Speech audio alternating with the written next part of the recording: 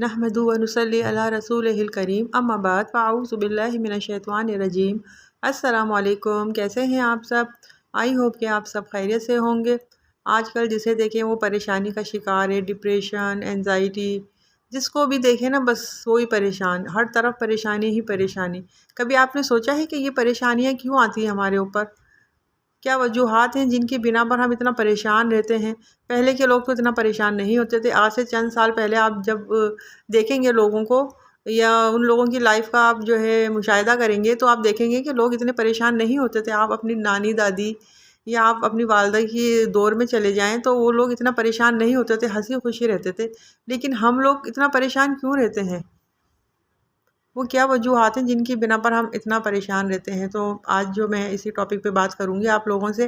ہم لوگ دیکھیں گے کہ پریشانی کی مین وجہ کیا ہے۔ پریشانی کی مین وجہ جو ہے نا وہ مالی حالات کا خراب ہونا ہے۔ مالی حالات ہماری اتنی خراب کیوں ہوتے ہیں؟ حالانکہ ہم کما رہے ہوتے ہیں۔ ایک گھر میں اگر 6 افراد ہیں تو اس میں سے 4 افراد تو کما رہے ہوتے ہیں، صبح سے گئے شام تک واپس آتے ہیں، لیکن پھر بھی پریشانیاں، پھر بھی خرچے پورے نہیں ہوتے۔ پھر بھی اگر آپ ان سے پوچھیں گے تو وہ کہیں گے کہ ہمارا تو یہ خرچہ پورا نہیں ہوتا، ہمارا یہ خرچہ پورا نہیں ہوتا۔ تو اس کی کیوں اتنی پریشانی کیوں ہے ہمارے اوپر نا؟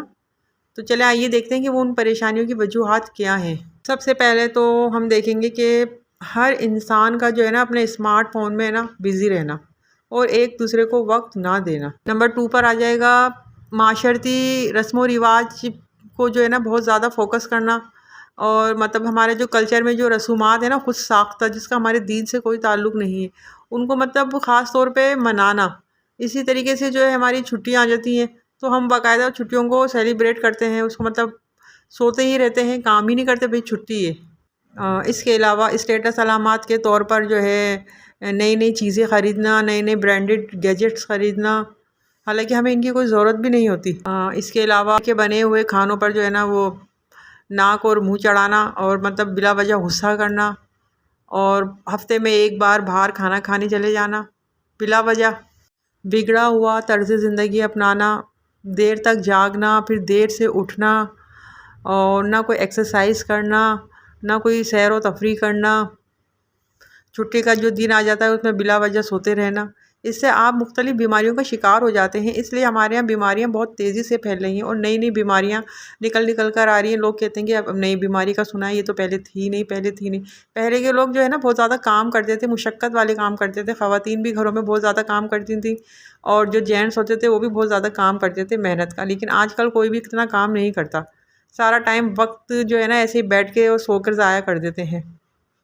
اس سے کیا ہوتا ہے، بیماریاں پیچھے لگ جاتی ہیں، تو آپ کا جو اخراجات ہوتے ہیں نا وہ 2 گنا زیادہ ہو جاتے ہیں۔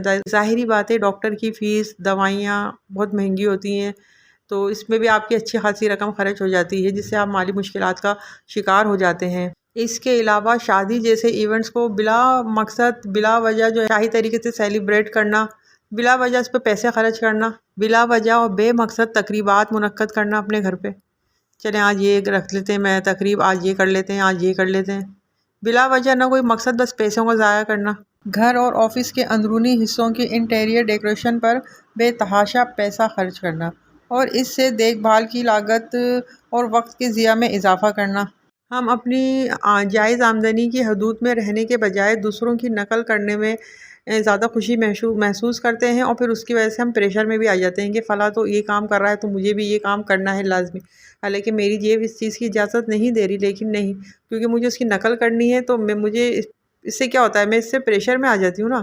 ہم وہ کچھ خرچ کر رہے ہیں جو ابھی تک کمایا ہی نہیں ہوتا، یعنی قرضوں اور کریڈٹ کارڈ کے ذریعے سے، اور بعد میں سود کے ساتھ واپس کی ٹینشن الگ۔ میرا پیغام تو آپ لوگوں کے لیے یہ ہے کہ سادہ طرز زندگی ایک خوشگوار اور پرسکون زندگی کی بنیاد ہے، لہٰذا اپنے طرز زندگی کو آسان بنائیں اور سادگی سے زندگی بسر کریں۔